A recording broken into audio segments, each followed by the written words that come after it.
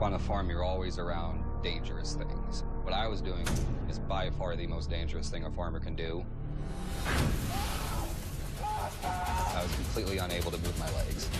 It's like quicksand. It just sucks you in. 911, what is your emergency? I have somebody trapped in a bin of corn. On E911, I have a man trapped in a corn bin. A grain bin accident. All about a farmer stuck in a 40-foot I could just see the rope just moving out of my hands as I was going down. Once they get sucked underneath the grain, it just suffocates them. You can't breathe, you can't see, you can't move. The chances of living through anything like this, impossible. I took my last breath. Then it was completely black, pitch black. Buried alive, there's no sound, there's no light. It would have to be terror, absolute terror. Incredible sense of guilt. It doesn't go away. There's no way this gentleman's going to be alive. I had nothing left. I was ready to die. They speak of recoveries, which means you recover a dead body, never a rescue, never a rescue.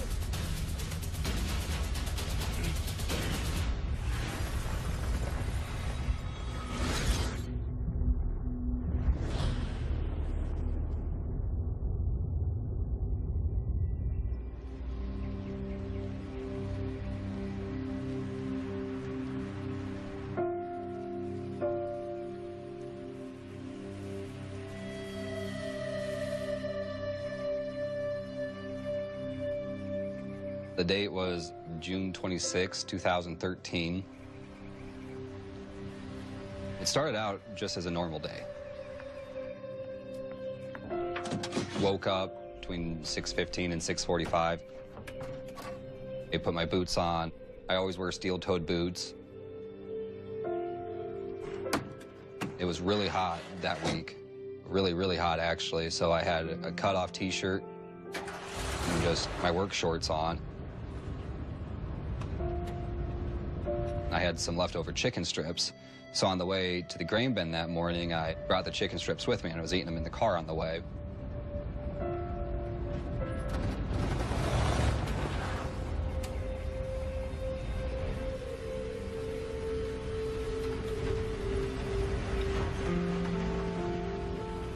I got to the grain bin around maybe 8:30.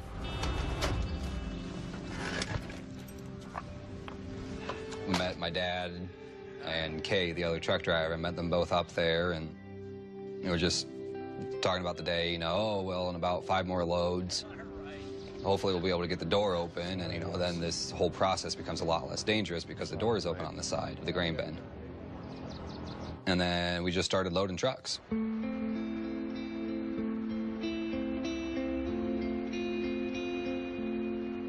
To make money farming, you have to get that grain to the merchant or to a co-op or ethanol plant or whatever, and we do that by loading semis with it, taking the grain from the grain bin and putting it in the semi. All right, I'll be right back after the co-op. How are we doing? It was me, my dad, and Kay, and the plan was that my dad and Kay were going to be driving semis because that's what they did the previous 2 days when we did the exact same thing.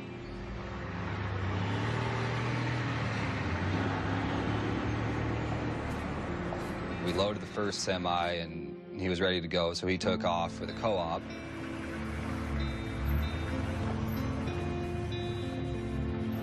Well, then it was me and my dad there, and, you know, it was just another day. They were hauling it a really long way. It was about a 45-mile haul to get to the co-op, so, I mean, they were gone for, oh, I think it was like a 2-hour turn to do the whole thing, you know, load it, take it, come back. Typically, if everything works like it's supposed to, you don't ever have to get in a grain bin. You just open the slide on the bottom of the bin, it comes out the auger on the edge of the bin, you put it in the truck, and it's gone. The whole grain bin apparatus is something that I don't completely understand because I'm not a farm person. But at the bottom of this mound of grain is Archimedes screw. You know, they call it an auger, and it's just like a screw that's huge. So it's like blades. And they turn it on, and it goes like this. And as it does that, it pushes the grain out. And then the grain goes into the truck as you push it out.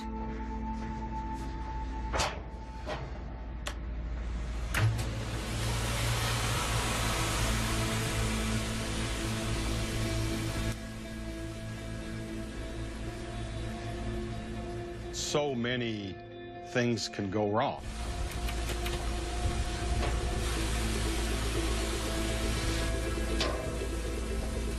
What's going on? Too much wet corn this season. You're gonna have to get in there and break it up. The unload from the grain bin stopped running. We had problems with corn just not running out continuously, so there was something wrong. My job was to go up over the top and try to find what was causing it to stop running out. Better go get that mess, boy.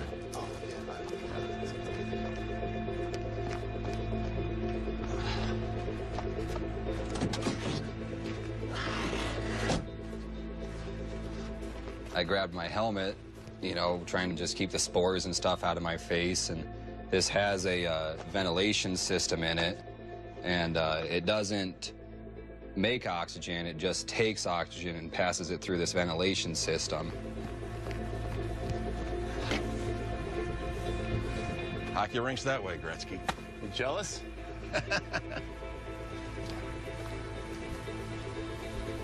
You know, growing up on a farm, you're always around dangerous things.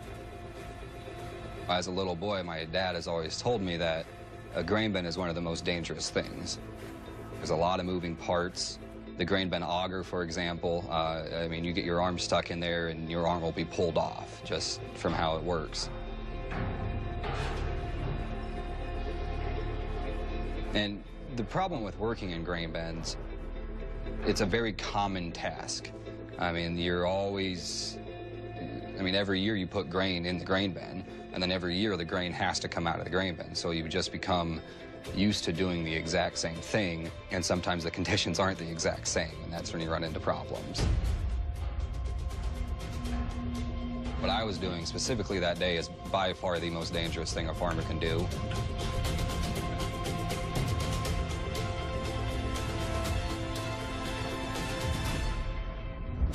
Coming up.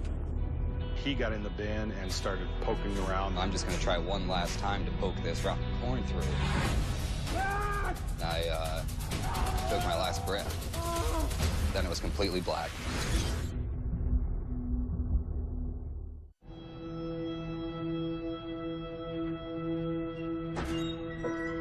On a farm, you're always around dangerous things, and a grain bin is one of the most dangerous.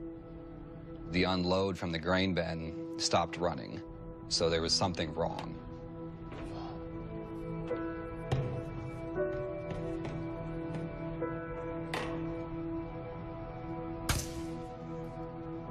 My job that day was to go up over the top of the grain bin, crawl down the ladder inside, and poke for rotten corn.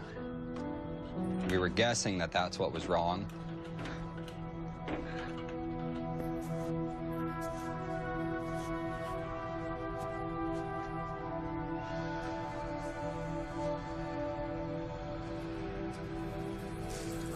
I was doing that with a 8-foot PVC pipe.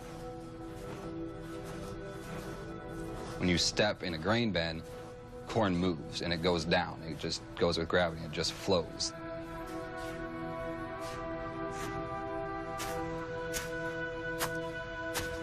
When you're just standing in a grain bin, you're maybe 6 inches deep, like your shoe is 6 inches deep in the corn. And I mean, when you're that deep, you can easily just, you could probably jump if you wanted to. Farmers go into their grain bins daily. You know, it's an occupational hazard. When we take the grain out to put it in the semi, which is what they were doing, they auger it out of the bottom and they suck all this grain out. So Eric jumps in on top. He can walk around up there just fine. He got in the bin and started poking around. The grain kind of broke loose, started coming out. I was on top of the bin looking down in it.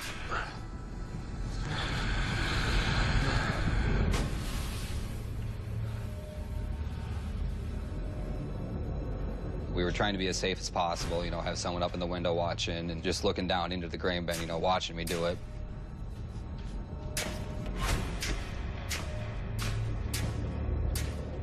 The truck was getting full.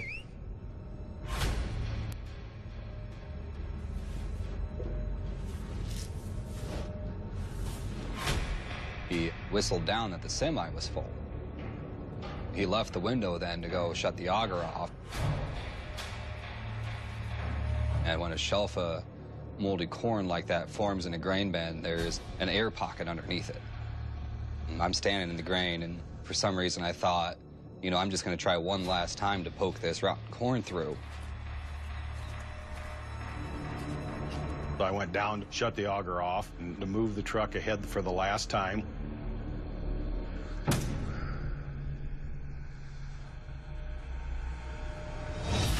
I made the rotten shelf of corn collapse. When that happened, I actually fell through the corn. Dad! Dad! No! Dad! Corn was up to my knee. Just like that, just instantly.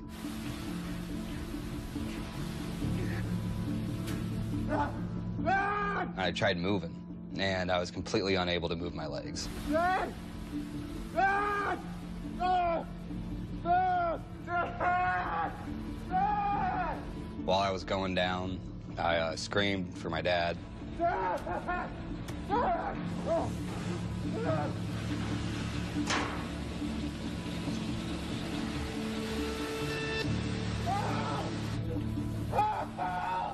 At this time, I'm overwasting. I had a rope on my shoulder, but the rope was basically just to help me get back to the ladder.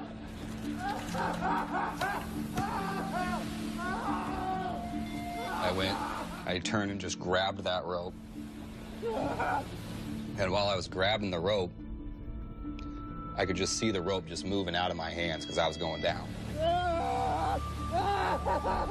I was going down and my hands were up in the air like this. And I had enough time to look around me, and 360 degrees around me, there was corn. It was going down, and my body was going down with it. And the only way to make it stop was to shut the auger off.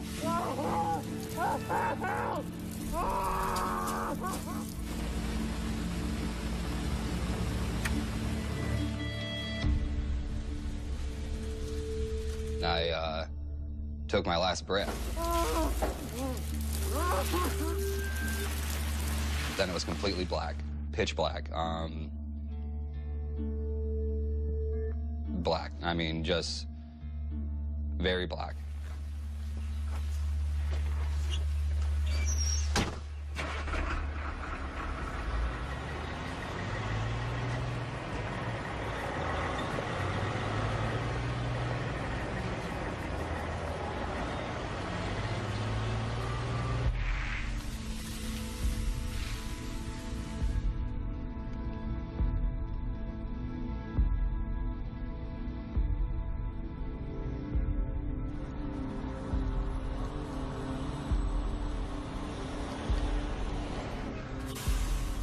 I stopped, looked up at the top of the bin, and he didn't surface.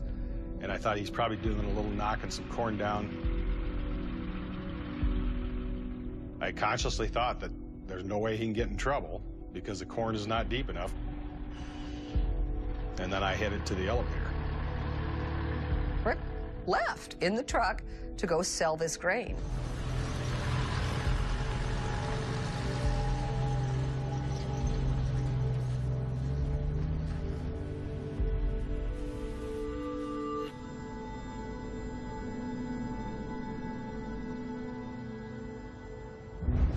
Coming up. Eric, it's Dad. I can't get a hold of Eric. Whatever you do, don't turn on that auger until You know where he is.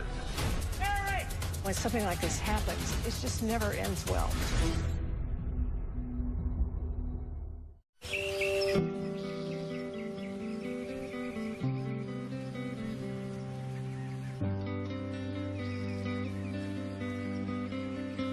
I'm Eric Baker.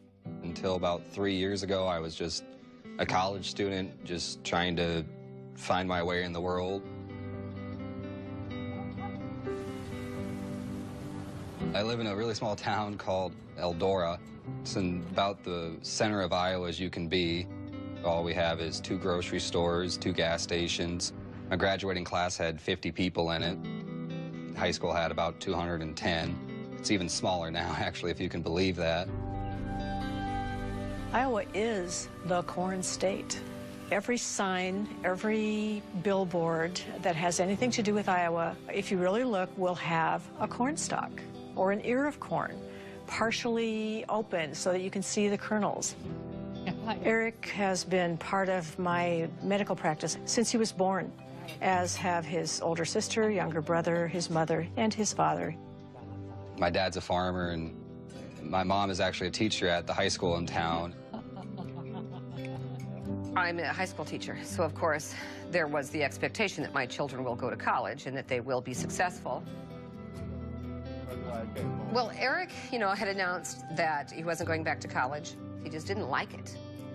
And so one Christmas he came home, it would have been Christmas sophomore year, and he said, "Mom, I'm done." It was my daughter who actually said, "I think he should try farming."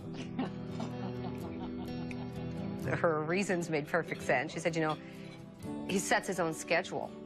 No one tells him what to do. He doesn't have to meet anyone else's expectations, and he's responsible for his own mistakes, which is exactly who Eric is. Get enough to eat? So we suggested to him, maybe you should come back and farm. Ironically, though, he was raised, obviously, all of his life by a farmer. He had really spent very little time on the farm growing up because he had had no intention of going into farming. I didn't really care what he did. I just wanted him to be happy. I never wanted to push my occupation on any of the children. I wanted him to find something that was the love of his life, like I had, and live his life. They farm a lot of land. I can't imagine that Rick wasn't delighted when his son wanted to farm with him. That hardly ever happens anymore. The father-son family farms have just gone by the wayside. I'm more of an instant return sort of person, like an instant gratification, and farming provides that. After 4 hours of work, you can visually see in the field that, you've done that much work. He didn't have a clue that anything was about to happen to him, nor what the outcome would be.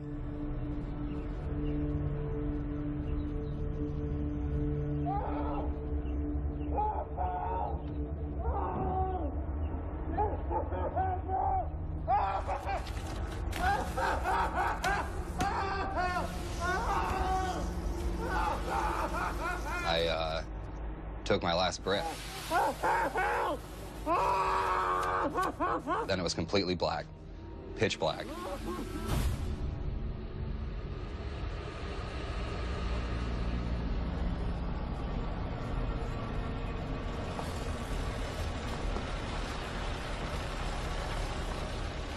I stopped, looked up at the top of the bin, and he didn't surface. And I thought he's probably doing a little knocking some corn down. I consciously thought that there's no way he can get in trouble because the corn is not deep enough.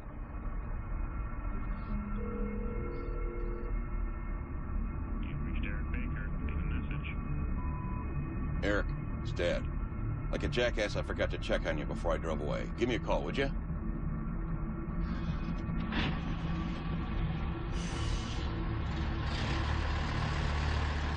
Rick left in the truck to go sell this grain.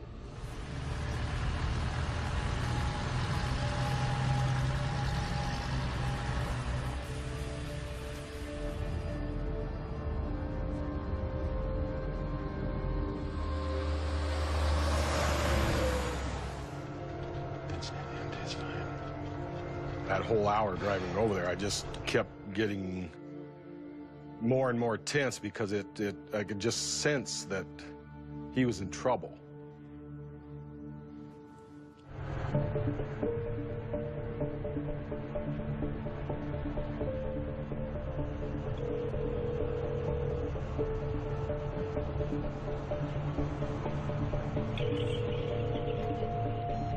So I started calling, and he didn't answer, and he almost always answers. So I got concerned.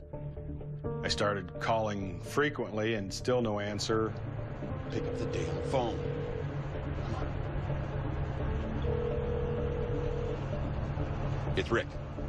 Are you almost back to the grain bins? I can't get a hold of Eric. Whatever you do, don't turn on that auger until you know where he is. I had another gentleman named Kay Palmer helping us. I had called him on the phone and said, do not start that auger until you find Eric.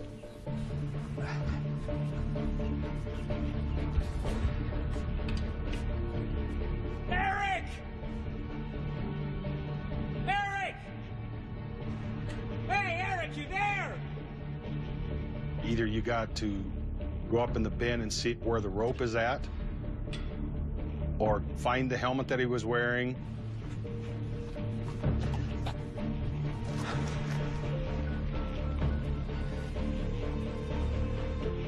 It's not there. There's no mask.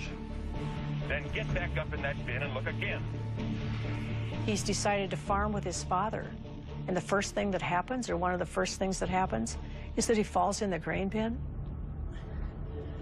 When something like this happens, it just never ends well. Eric! Eric! Eric! They speak of recoveries, which means you recover a dead body, never a rescue. Never a rescue.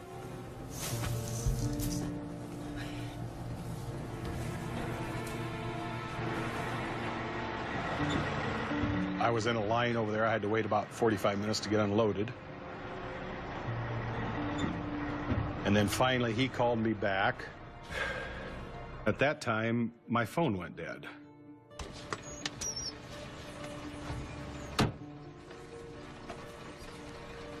I knew I had to do something, so I went back to the truck behind me and asked him if I could borrow his phone. I'm trying to reach my kid.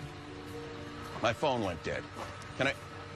Thanks. And he was super. I never even got his name, but he was fantastic. He just let me have his phone. And then I called Kay. I pulled the rope, and it came loose. He's in there. He was holding that rope. And then I hit the panic button. 911, what is the location of your emergency? I don't know for sure, but I might have somebody trapped in a bin of corn. He had a mask on, and his pickup is still there, and we can't find the mask, and we can't find him, and the rope that he had tied to him is down in the corn. I'm going to get a deputy going in that direction. Well, he's in this enormous semi. You can't just turn around in line of other semis unloading this grain. So he's trapped in that. I don't know why, when I pulled up there and there was a line, that I just didn't unhook the trailer in the parking lot and go back. You know, I'm guessing it was somewhat of a shock. Probably 10 minutes elapsed. I called her back. And by now I'm panicking because I can just sense that something is not right. And I said, have you sent anybody towards that bin yet? And she said, yes, we've dispatched the local rescue and fire departments. And I said, okay, well, he's in the bin, and I can just sense that he's in trouble, and we got to get him out, is what I kept saying.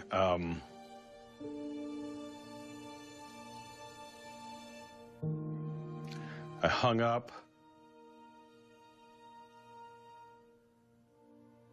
And I unloaded my truck. And right when I got done unloading the truck, a sheriff's deputy had called me and asked me where I was at. I said, it doesn't matter, get the kid out of the bin. And he just was very specific. He wanted to know exactly where I was at and where I was doing. And I said, you know, I'm fine. Don't worry about me. Finally, I totally lost it and swore at him and told him that I know the kid is in there. Get that bin cut open and get that corn out of there.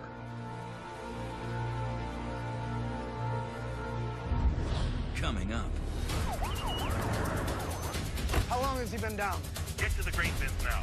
Pull back, Eric. Just pull back.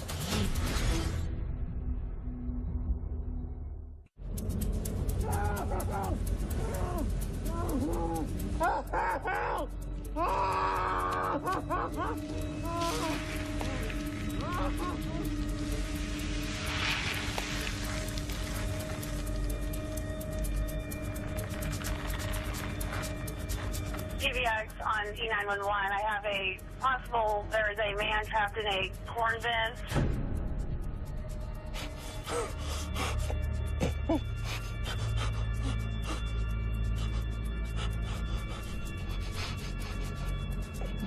At first, it was a lot of panic. I mean, when I was in there, I was panicking and I was thrashing and I was it was panic is what it was. And then after maybe 5 minutes, I guess, is when I stopped panicking. And I don't know how I did, I don't know why I did, but I did.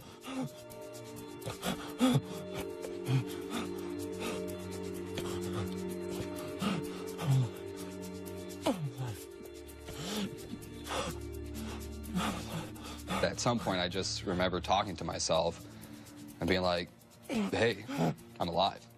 And I started noticing that the more I tried to move, the tighter the corn came in around me. And there was absolutely no way I was going to get myself out of here. The only way I was going to be able to get out of here alive was to make sure I was alive when the rescue crew got there. So I quit moving, I quit panicking. I came up with a plan that I was just going to be completely still. And all I had to do was breathe. I mean, that's all I could do.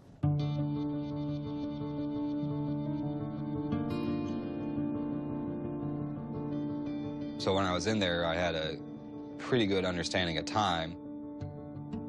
I knew the semi, you know, I knew their schedules. I knew how long it took them to go and how long it took them to come back. And I mean, I knew they were coming back. Kay left about 2 hours ago. Okay. Should be back in an hour. Okay, I just have to hold on. However, the thought that kept haunting me was the second that first semi-truck driver gets back, he's going to start the auger for the grain bin. And I knew that'd be game over for me. I knew where I was at in the bin for the most part, and I knew it wouldn't have ended well. I just didn't let myself think about that. I mean, it was there, it was in the back of my mind, but it was just, I had no control over it, so why waste my effort thinking about it?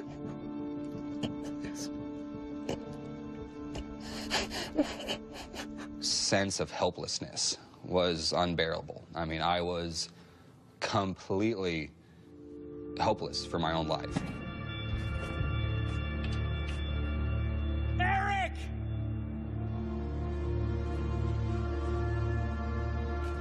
Eric! I felt a tug on the rope that was around my shoulder still. The first truck driver that got back there. My dad luckily called him on his way back and said, you know, haven't heard from Eric. He crawled to the top of the grain bin. When he got to the top, the rope was going straight down in the corn. Eric! So he tried to pull me out. He got the rope from my shoulder, because this arm was like this. He got it down to my shoulder, down to about my wrist. But I was wearing leather gloves, so it got caught on my wrist. Come on, Eric! Come on! He gave it one last tug, and it actually pulled off of my wrist.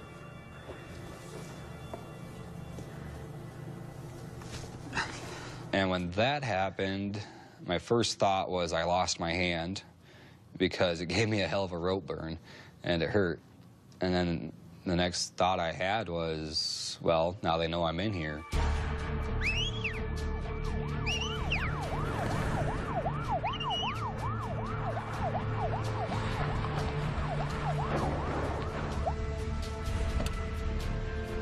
When we arrived on scene, we saw large grain bins. These grain bins, I mean, were huge, 40, 50 feet tall. How long has he been down?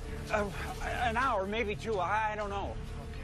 At that point, I was calling for backup resources, other fire departments to send manpower to help with the rescue. Farm-related incident. Subject submerged in a grain bin. Commencing recovery. When I went and got groceries and went home and started cooking, I had run the lake, so I have all my running gear on, and it's June, and I'm sweaty, and I have the iPod clipped in. Every burner's going, and my cell phone rings, and you know, my hands are wet or they have flour on them or something, and I look over at the cell phone and I don't know the number. And so I don't answer it. Immediately afterward, the home phone started to ring, and that means that whoever was trying to call me knows me. That's kind of the sign. You know, if we don't answer one phone, call the other one right away. It was my husband who shared the most convoluted phone call ever. Hello? Eric didn't come out. We can't find his mask. His mask isn't there. I don't understand what you're asking about the mask. What do you mean? Eric didn't come out. I didn't see him. I didn't see him. Get to the grain bins now. I don't know if it was the urgency in his voice that made me just drop. But clearly I knew something was wrong, because why else would I be on the floor getting up to hang up the phone? I jumped in the car and started driving towards this grade bin, which is 20, 25 miles away.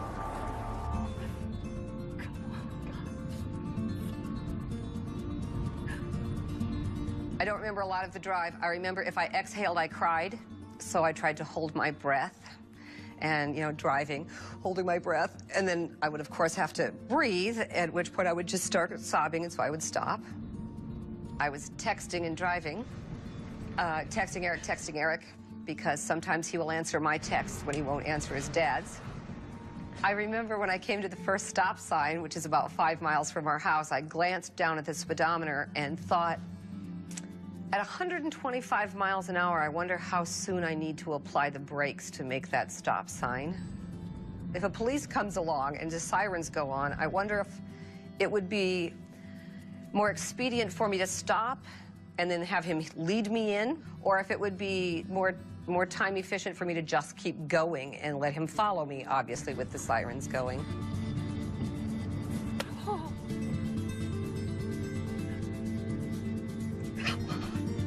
Back, Eric, just call back. I remember telling myself over and over and over and over that he's just gone someplace for lunch. He had a friend at the time, and his name is Matthew.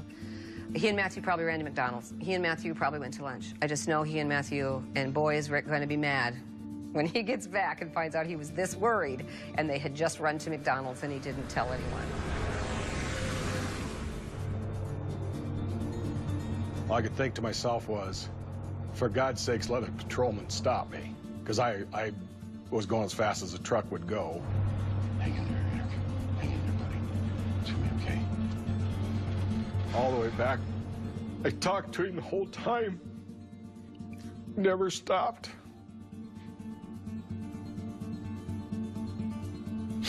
Just hang in there. I just kept saying that.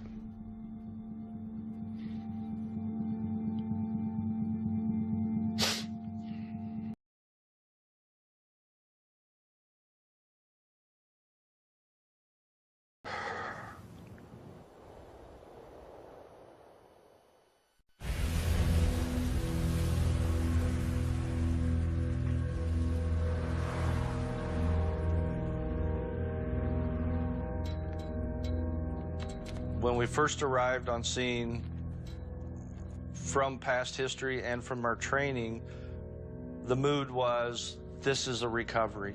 We're going to be recovering a body out of that grain. All right, if we cut some holes here, here, and here, we can drain some of the corn out. We gotta cut the power to these grain bins here. So go see if you can find a breaker and cut the lock off if you have to. During our page, they indicated to us that he had been under the corn or gone for over an hour. Typically, nobody is going to survive that. Nobody can survive completely buried under grain without air for a few minutes, yet let alone over an hour. So when we arrived on scene, we were in recovery of a body mode. There's been no sign of the subject, but we think he's in this one here. So why don't you guys go up there and see what you can figure out, all right?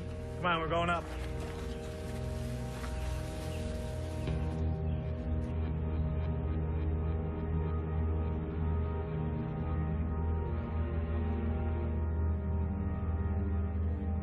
We have to find the grain bin. We have to figure out how we're going to get the grain out.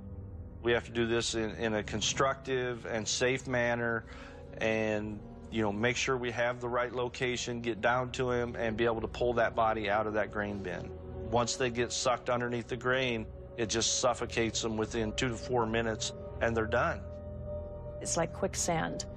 It just sucks you in. You can't breathe, you can't see, you can't move. He could have suffered from a heart attack, lung collapse, dehydration, heat exhaustion, heat stroke. All of those things could happen almost simultaneously.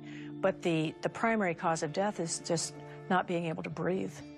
You can't breathe, you don't get any air, you don't get any oxygen, you're dead.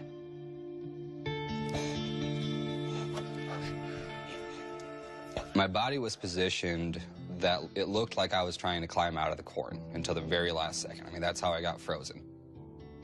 I mean, this hand was out here about like this, and my left hand was straight up in the air.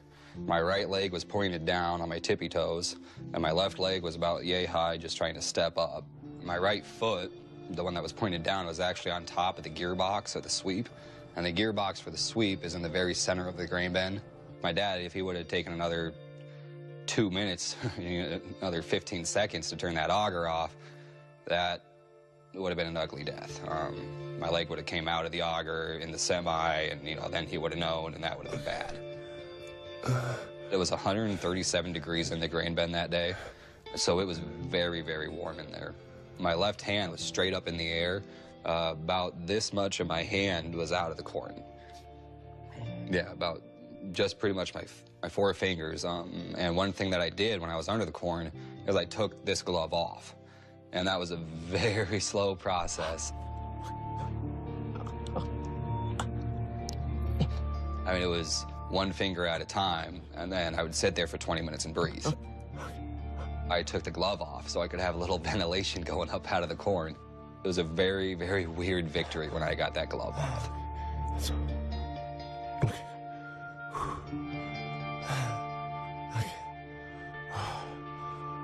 I was exhausted, and I had nothing left, and I just kept breathing. I was ready to die. I really was. I actually tried to hold my breath to make me pass out, because I knew if I passed out, I wasn't waking back up.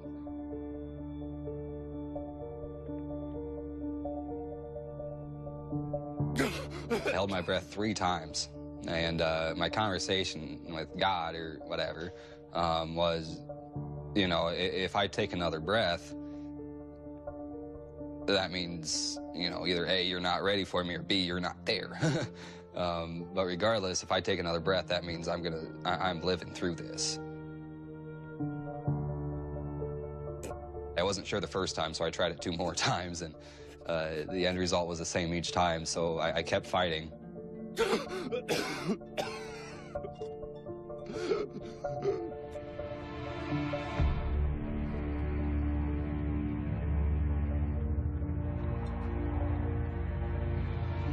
And I got to the grain site, and I pulled in. They, immediately approached me and stopped bombarding me with questions. Where's Eric? Oh, lady! Where is he? Did you call 911? No! Is that your son in the bin? I gotta get in there! Eric is gonna be fine. I just gotta get in. Where is he? Just wait in Eric's pickup. I'd really appreciate it. Why can't they just open the doors and let the corn out? No. How hard could that be? And then one of the men who was in the grain bin, his name was Mike Reed. He actually lives down the road. They had heard the radio call. And he just kind of, took over and stood with me and, introduced himself. And I know your husband. And he was just very calm. And he kept trying to lead me away from the grain bins. Why don't we go sit in this pickup? When I got my son's pickup, I found some rag he'd been using. There was oil on it. There was a bunch of bolts in it, I remember, because I dumped the bolts. And I could finally blow my nose. That was such a relief, because I was just drowning. And just started to steel myself for the reality that he was dead.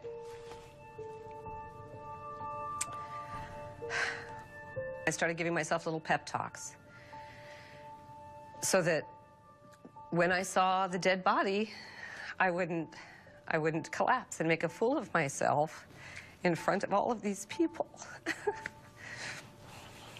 I thought, you're not special. That this happens to people. And I guess it's your turn.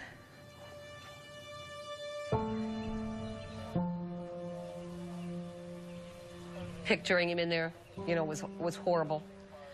The mother thoughts of, you know, is he screaming my name? You know, was just horrible. And so, you know, I knew I had to turn off the thoughts. I had to turn off the thoughts or I wasn't going to be able to function. And so, because I had my running iPod on, put my headphones in, I cranked it up uncomfortably loud, and I just focused on the words of whatever song there was. Like that was the only important thing in the world, was hearing every single word in that song. And I sat there with the headphones on, with my eyes closed, and I'm rocking to the music. And I remember thinking, oh my gosh, what must people think? They're pulling in and the mother's over there rocking out to music while her son is dead in the grain bin.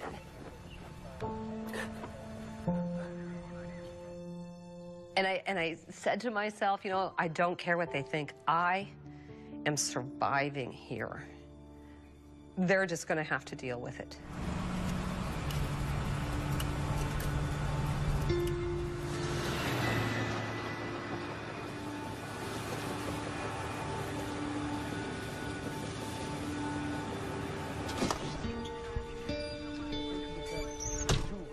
One on either side. Let it drain out, you know, hopefully not crush the guy. At least we get a start. Hey, sir! Sir! You gotta wait. Why? What are you doing? Wait over there! Mike, A local farmer, friend of mine, seen me running up there, and he come running towards me, and he grabbed me and said, no, you gotta wait over here. And that's where my wife was. My husband was devastated, absolutely devastated. It's clear that he is about to collapse. You know, you get hit with an incredible sense of guilt that it doesn't go away. I just, you know, went towards him and I just full body hit him with both arms. We do not have time for this! You've got to pull it together! I'm sorry. So I hit him and he goes back and I told him, we don't have time for that now. You get a grip, you can cry later. And he just blew his nose, and put his handkerchief in his pocket, and we started our vigil.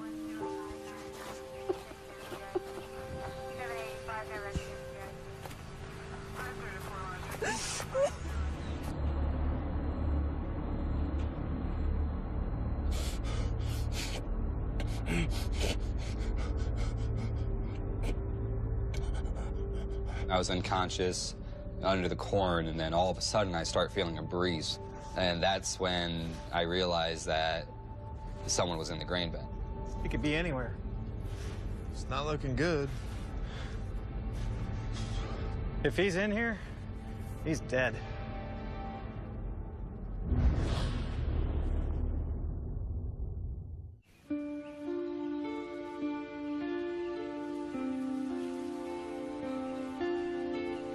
June 26, 2013, we got a radio page. There was a person trapped in a grain bin. We geared up, which was put on harnesses, hard hats, and stuff, and they explained to us which bin we were going to.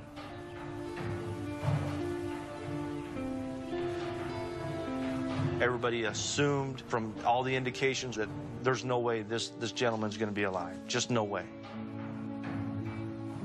I decided that this was real and it's time to call his sister and tell her. I called her. She was working in Iowa City at the time, and, you know, she answers the phone. Nicole, honey? Hi, It's Mom. yeah. Honey, where are you? Just driving. I need you to pull over. I need to talk to you. So, you know, you wait and you hear, and she goes, okay, I'm pulled over now. And I go to say, I think we've lost Eric. and I can't say the word lost. I think that we've lost. We've lost. We've lost.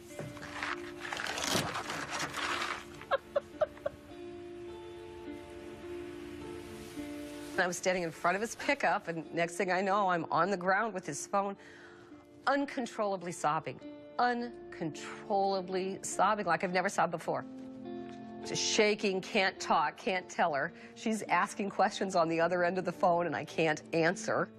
And then she clicks into her little psychology mode, and she goes, Mom, is there someone there with you? Yes. You know, settle down, settle down. Can you talk to me? Can you talk to me? And then she says, Mom, what color are the bottom of your shoes?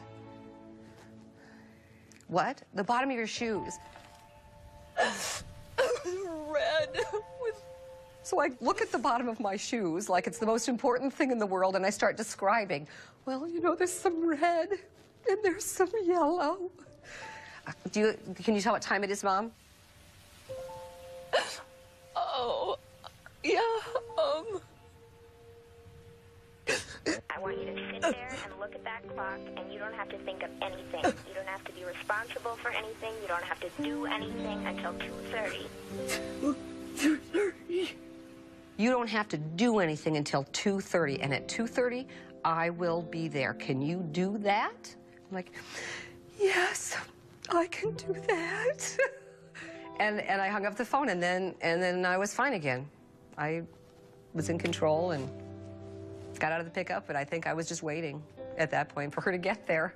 I wasn't waiting for him to come out anymore. I was waiting for her to get there, and that was a different kind of waiting.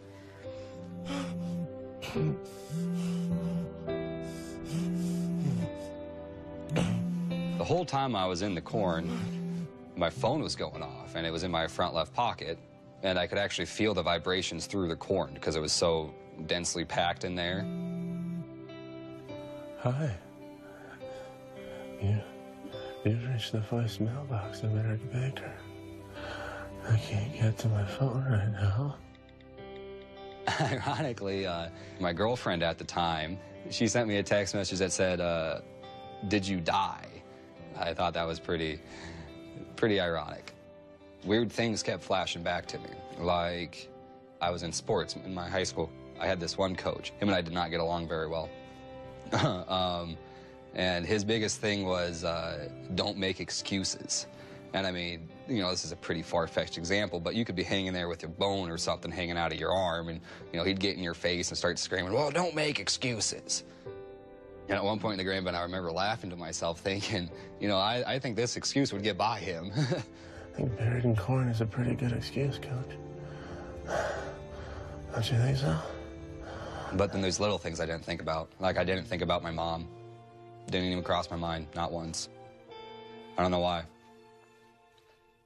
I'm guessing because I wanted to be able to handle it. I think I would have lost the emotional battle.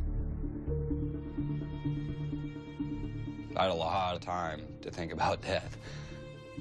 And it was weird because there was going to be no whistle, there was going to be no gun salute or anything, you know, I was just going to die.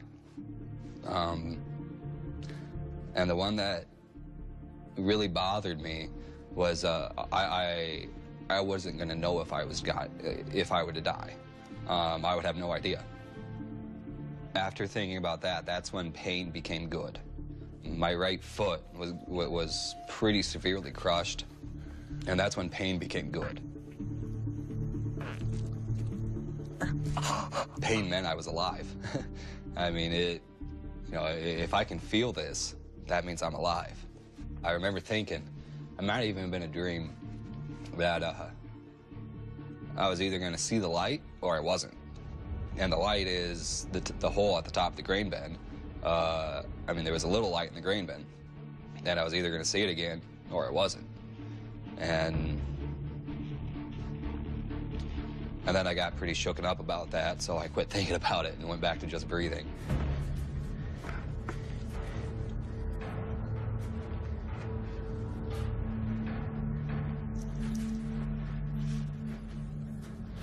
We finally got into the grain bin, and we were actually just walking around in the bin looking for any sign of a person or anything that was in there.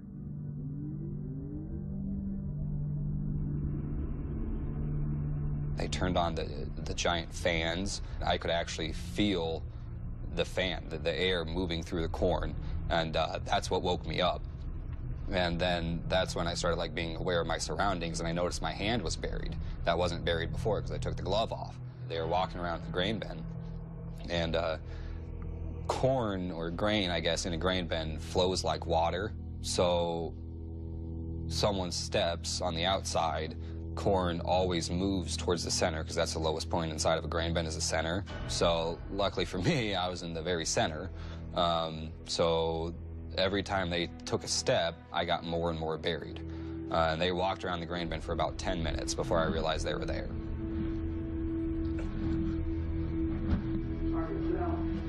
It could be anywhere. It's not looking good. If he's in here, he's dead. When I heard that, I started screaming, just as loud and as hard and as much as I could. I'm here!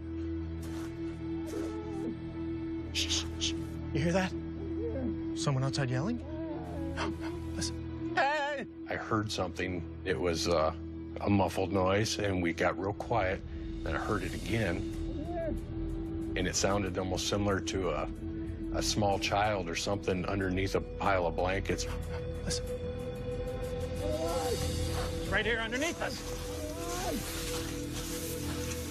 I reached down and reached into the corn as far as I could reach, and a hand grabbed a hold of my hand.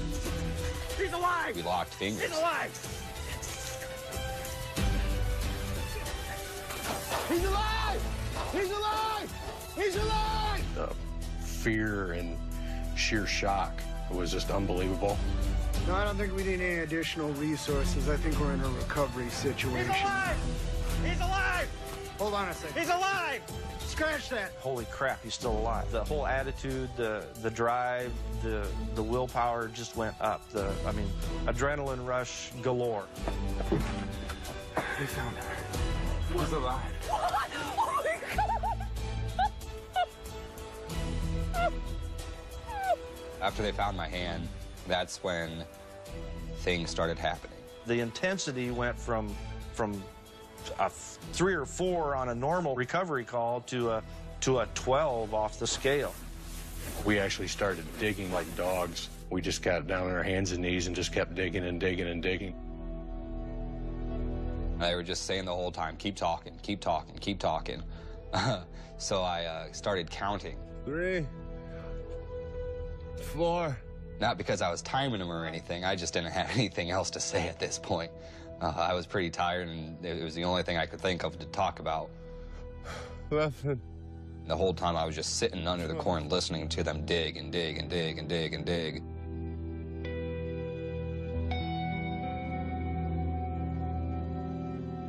While we were digging him out, the grain collapsed again and buried him again, and we just felt so helpless at that point in time, you know, that I didn't know what to do.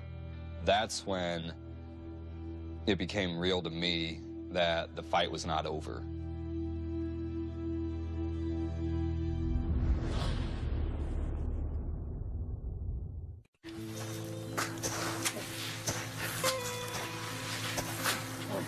He's buried. He's completely buried. I don't know how deep yet. I know he's still alive, and what do I do to get him out? The chances of living through anything like this is impossible. We were down inside there digging and scooping actually corn out with our helmets. Buried alive, there's no sound, there's no light. The pressure was so immense that he couldn't lift his chest to take a breath of air. It would have to be terror, absolute terror. I just could not stop thinking about what a waste it would be if Eric died.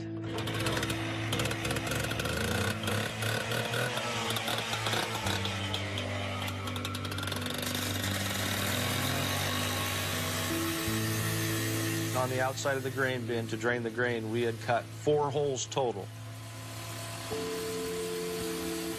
We started by cutting one hole in the side of the grain bin so we could start draining the grain away, and then we cut a hole on the opposite side of the grain bin so as that grain comes down it pulls equal, so we can use those and drain the pressure off of the grain bin as its corn is draining out.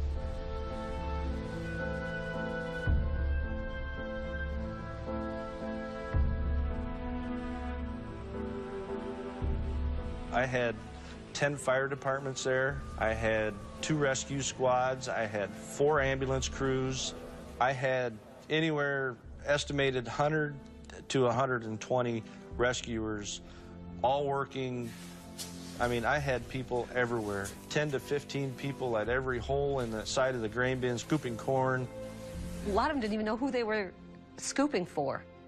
But they were scooping like their lives depended on it. They were being dragged out of there and given oxygen, not because it was my son, but because it was someone. Here, keep going. Here it comes. Yeah, we can see you now.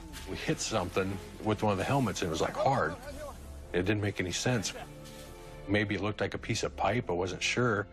We dug a little more and found a white piece of plastic pipe, and we kind of looked at each other and went, what's a PVC pipe? Is he breathing out of it? You know, we realized we can't touch this. How's he breathing down there? Maybe this. Pretty smart. Oh, careful not to hit this. Okay. My hand, like, just slowly kept getting uncovered, and then, you know, then all of a sudden my arm wasn't straight up in the air and I could put my hand down. That PVC pipe that I was originally in the grain bin with, it was about 3 inches from my head, and I had no idea. But the firefighters, they thought I was breathing through that because I had no idea what was there. So after my left arm was free, I just kind of put my hand on top of it because I thought it was something they were on. Well, I kept like playing with the hole of the PVC pipe because I had nothing else to do. So they thought that's what I was breathing out of. That was pretty funny to me. We're coming here. We're coming.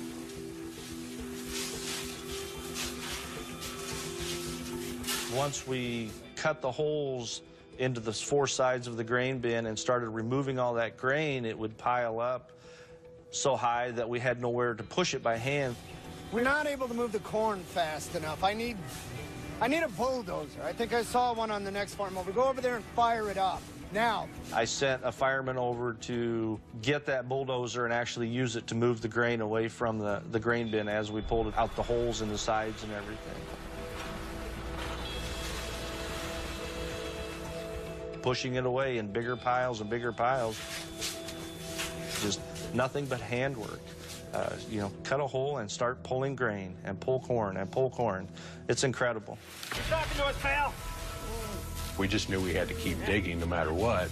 In the meantime, there was people bringing us what they call a grain rescue tube. Talking to me, pal. You're doing great. A rescue tube is a 4 to 6 piece tube that actually locks together, and you put it around the victim and you push that down into the corn to stop the outer corn from pushing in on the victim. All right, can you tell me which way you're oriented, which way your body is facing? At that point, we started asking him where he was, and nothing but his hand was sticking out of the grain. So they're like, where are your feet? And I went straight down. And where's your head? And, you know, this way. Which way you're facing? This way. This way, good. We knew what to work with, which was really odd that he was being able to be that helpful with just his finger motions. We're gonna put in a dam now, Eric, okay? Just hold tight. Talk to me, buddy, okay? Keep talking to me.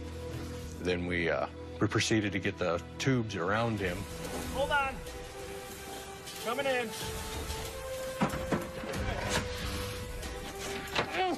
What happened? I saw him. All right, Eric, we can do one of 2 things. We can either pull up all the pieces of the dam, or you can move your damn shoulder. Ready? Yeah. Go. I got it. Next piece, stair piece. Hold on. We got you. Hold tight. All right, relax. Here we go. We weren't working on skills. It was more just instinct of what to do. Here we go. Yeah.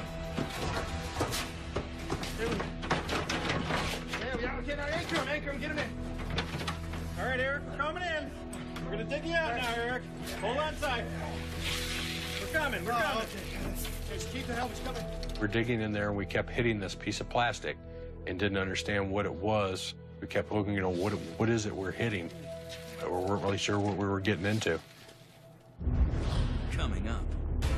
Talk to us, bud. Let us know you're still with us. You need more oxygen. No. He did not want me to take that mask off. Stop getting enough air. Panic is what's going to kill you if something goes wrong. You need more oxygen.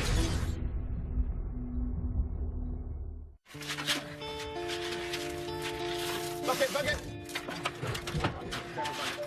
You're doing good. You're doing good. Come on, Jason. We're digging in there, and we kept hitting this piece of plastic. Keep it moving. Keep it moving. They hit the helmet that I was wearing. All right, Eric. I remember someone saying, like, what the hell is that thing? Because they had no idea. There we go. And we kept dusting it off, and you could see it had a clear plastic face shield. I had been around farm equipment and farm my whole life, and I'd never heard of such a thing at all. I'd never seen it, never seen anybody ever wear one. I don't know which one of us said it, but that's what just saved your life. They had gone to some farm exhibition, and they bought this helmet. Looks ridiculous. It's like a cheap little motorcycle helmet with cloth in the back and this little visor that comes down like an alien bug. And then it has a drawstring where they could pull it tight up against their neck. When he's in that grain bin and the corn gets to flying around, it would get in his eyes.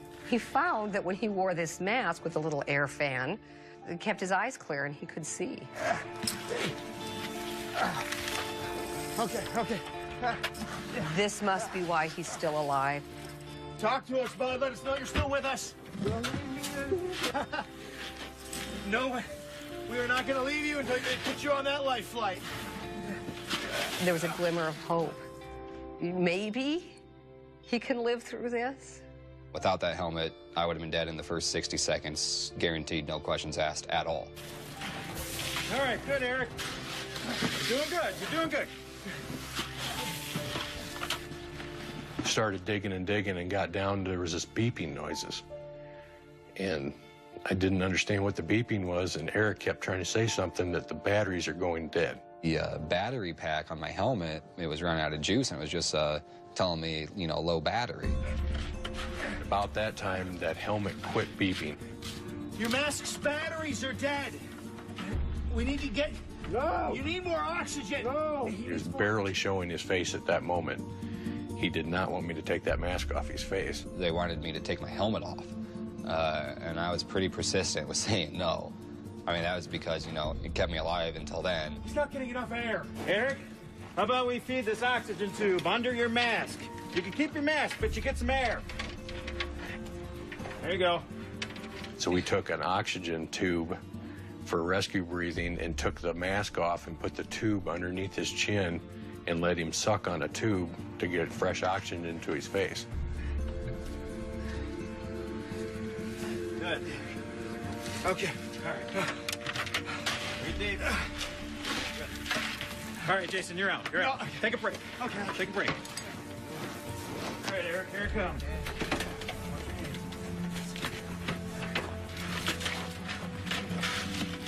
Get you out of here. Get you out of here. Hold on, buddy. Get you out of here. Get you out of here. I remember when they were young, drilling into them. Panic kills more people than whatever the incident is.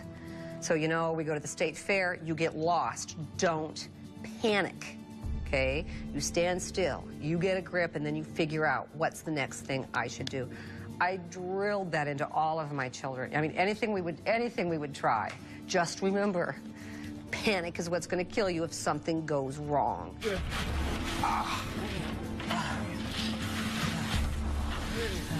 The grain started to move really, really slowly. You ready to give me that mask yet? No? How about some water? Even for some water? Huh? Give me the water. But they finally ended up talking me out of the helmet, and they did that by offering me water, because I was really, really, really thirsty. Huh? What do you think? Give me that mask. Here we go. There you go. All right. Yeah. Tyler kept feeding me water, And eventually I grabbed the bottle and I just started drinking it. Not too much. And he's like, if you choke now, I swear to God. Keep breathing. Keep breathing. Hey, I can see you. My name's Tyler. Eric. Good to meet you, bud. He was not going to die today. There was just no way. We were put in this position to save him. We found a live victim. He was going to walk out of that bin that day. All right, I'll get you out of there. Hold on. Hold on. You're good.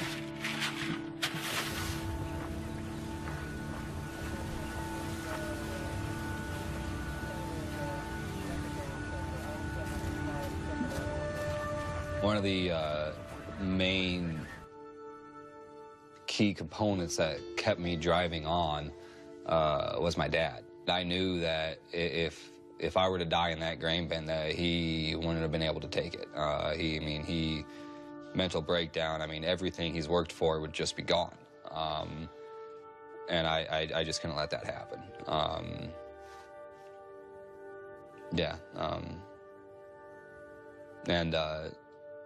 I tried so hard to fight to live so I could tell him that it wasn't his fault. It wasn't your fault that I was in this grain bin. It wasn't your fault that I broke, and I went down. And then that's really what kept me going. I just knew that it wouldn't be a pretty sight if I wasn't alive. And yeah, I just had to tell him that it wasn't his fault.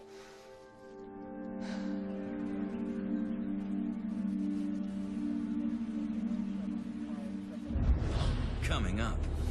What's happening? If anybody moved, it caused this whole contraption to collapse. Fear went through me. Come on, stick with me, man. He couldn't withstand being buried again.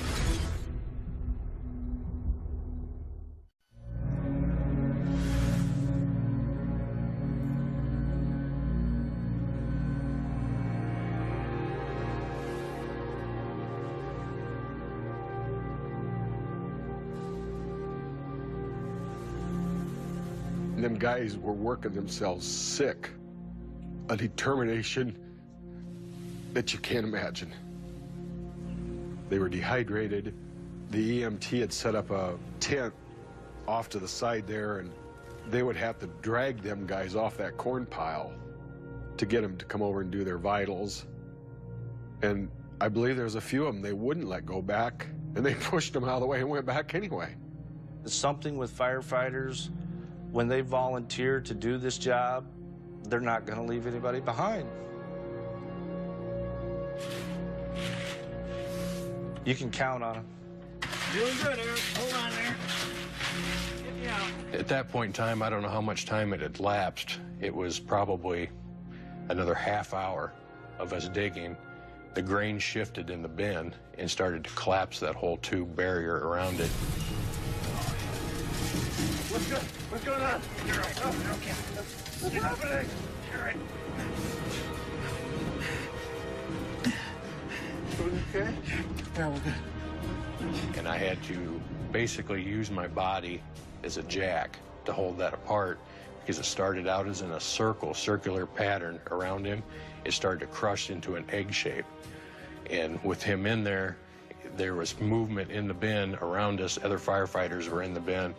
Everybody at that moment had to freeze what they were doing because if anybody moved, it caused this whole contraption to collapse. And it was actually sheer terror at that moment because we could not bury Eric. He couldn't withstand being buried again. Yeah. He actually put his legs into the side of this tube and sat there for the rest of the time and put pressure against it so it wouldn't collapse. And that's when him and I kind of got joined at the hip in this. I had my legs stretched all the way out and my back up against the panel. I just kept pushing for everything I had. My biggest fear was that my body would actually give out and I couldn't hold that anymore. And if that happened, him and or I were dead. And it was not an option because we could not bury that kid. I could not let that happen. What's the holdup out there? It's clogged. They've emptied all they can empty. I didn't know at the time that he had no idea what was going on. But his perspective after he crawled in the tube was the same as mine. All we can see the whole time is this dam. I mean, we don't have any idea what's going on at all outside of this. What are they doing? They're clearing out the corn, okay? Just clearing out the corn, and then we're gonna get you out of here.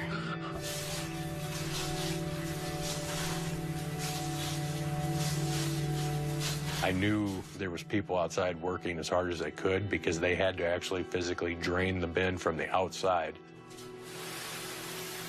by cutting holes in it and letting the corn out. I didn't know what was going on, but I knew that that's what they were doing outside. Eric would ask me what's going on, and I couldn't really tell him. I just tell him they're working. You know, they're getting us out. But I didn't have the answers that he wanted. Hey, you look tired. Just rested. There's a pillow, huh? He came up with this idea that he was going to make me a pillow with the corn just because I looked tired. Good. How you doing here? You still breathing? Huh? Get that corn out of your face. I hate corn. Sorry.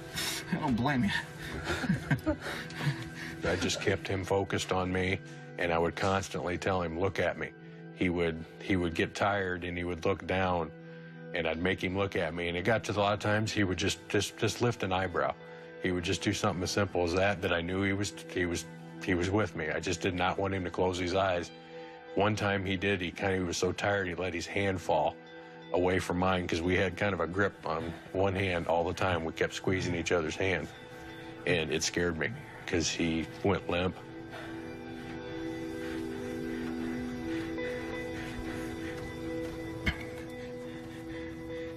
Eric? Fear went through me. Eric, hey, wake up there. Come on, stick with me, man. And then all of a sudden he popped his eyes back open and looked at me, and it just made me push harder because we can't fail.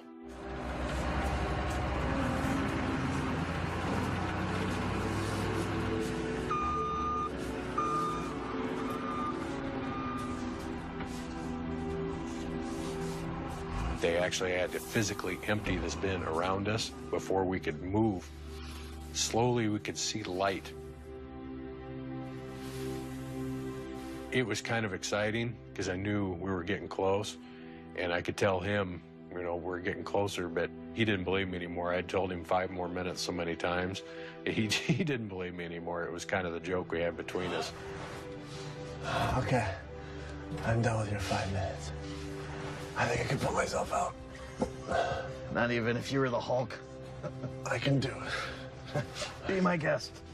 We finally got down to his chest, which was, he could move both arms, and he picked both his arms up and was holding on, holding on to the sides of it. You know, at that point I knew we got this. He's coming out of here. Okay, here we go.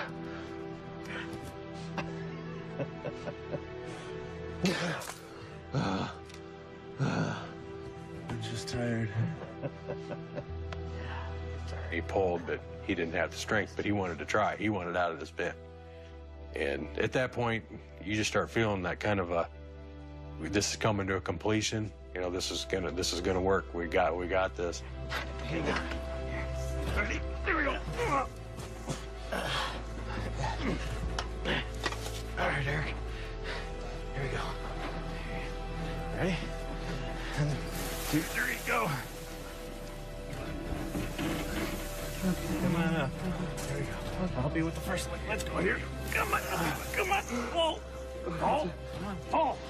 You got it. You got it. All right. Eric, now this one. Ready? 1, 2, 3. Come on. That's it. That's it. You're out. You're free. You're free. All right, there you go. He popped out and he turned and just grabbed a hold of me. And we were basically almost face to face, and he held on and just squeezed as tight as he could. And we just sat there, and he would not let go of me. And it was just the feeling, the emotions. At that point in time, he knew he was out, and he just held on for everything. He was just like a newborn child. He just held there and wept. And both of us just, the emotions at that point in time, that we beat this. You know, he's out of this bin. You're free. All right, there you go.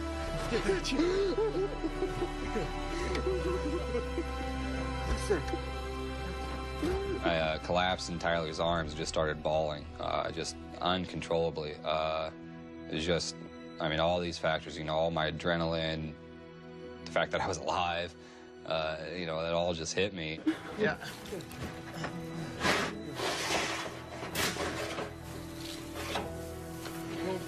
There we go. And next thing I know, they're like, there's a stretcher behind you, just lay down. Nice and easy, nice and easy. There we go.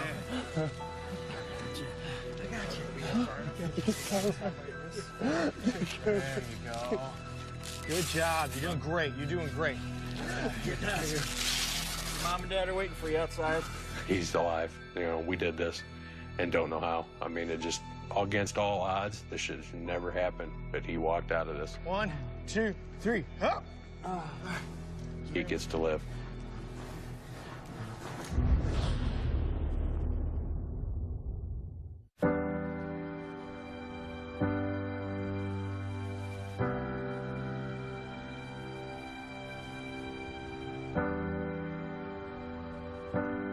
When he come out, it was like new life. When you find out he's in there, it's the worst moment of your life. When we seen him coming out the door, it's probably the greatest moment of my life.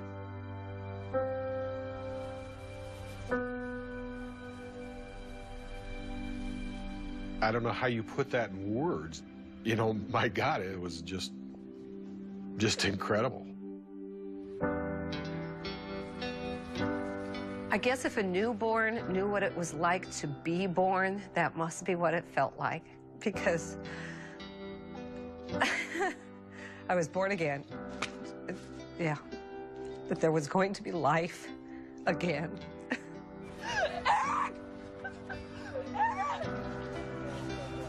Eric! I'm sorry. I'm sorry. I'm sorry. It's not your fault, Dad. I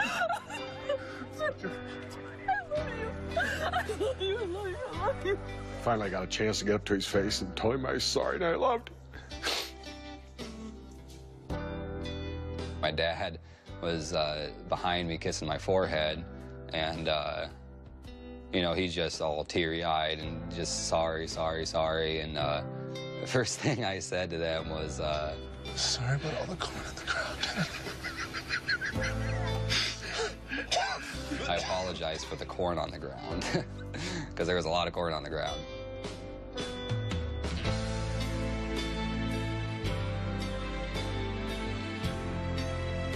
And so, you know, I looked at him to make sure he looked okay. He, you know, the crushing, the stippling, he had the imprint, deep imprint in various parts of his body of 1,000,000 trillion pieces of corn on his body. But he looked like Eric. And so I just kissed his face probably 1,000,000 times. And at this point, I'm fully conscious and alive and feeling pretty good. All right, guys, let's get him out of here. I'll be right behind you, honey, okay? I think I knew he was okay. Really knew he was okay. When they grabbed that backboard and they were taking him off, and his hand goes up in the air, and I hear that familiar voice, and he says, "Mother, bring my cell phone." And I thought, he's all right. I tried to get up to move and couldn't. I said, just wait. I just need to sit here and soak all this in.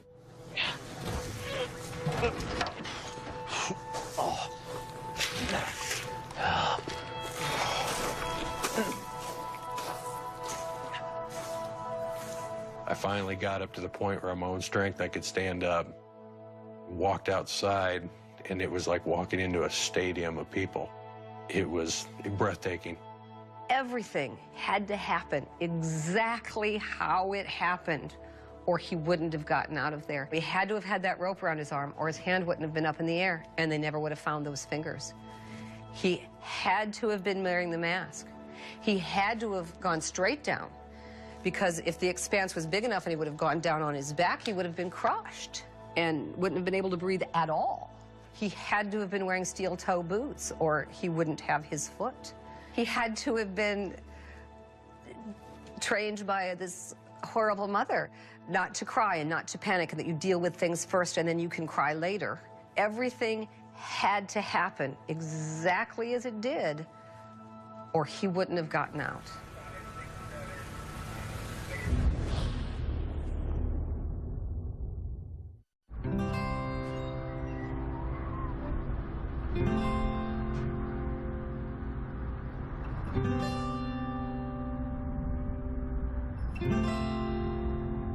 I don't think I've seen anything closer to a miracle than Eric Baker's rescue from that grain bin. Eric was in the grain bin for more than 4 hours. That's mind-blowing. Corn is rough and hard and pebbly. The pressure would have to be unbearable. He had to be in pain. And he had to be in terrible emotional pain, because what's going to happen to me? He's a living, breathing miracle. My heart rate when I arrived at the hospital was 171 beats a minute. They're guessing the entire time I was submerged, it was between 230 and 250 beats a minute. They considered 265 to be a heart attack, so I got pretty lucky. If I would have been 5 years older, I would have had a heart attack. My heart would have probably exploded just due to the overexertion. And if I would have been 5 years younger, I probably would have been crushed by the pressure.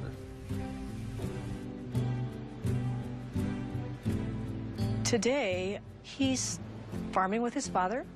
He's just the same delightful young man on the outside that he was before this accident.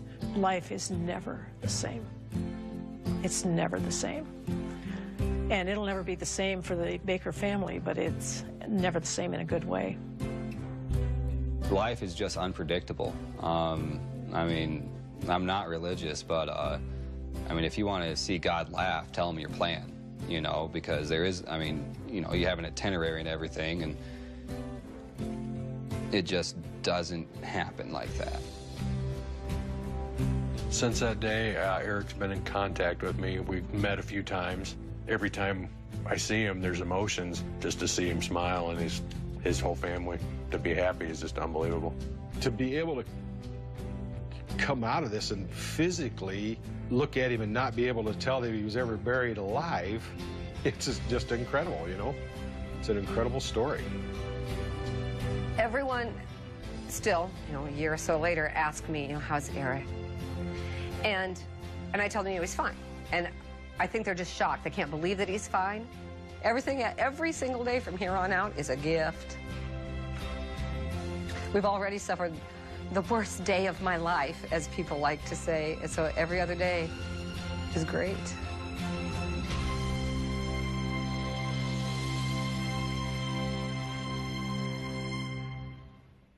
The Ten Commandments is the perfect end to Easter Sunday, tomorrow at 7/6 Central.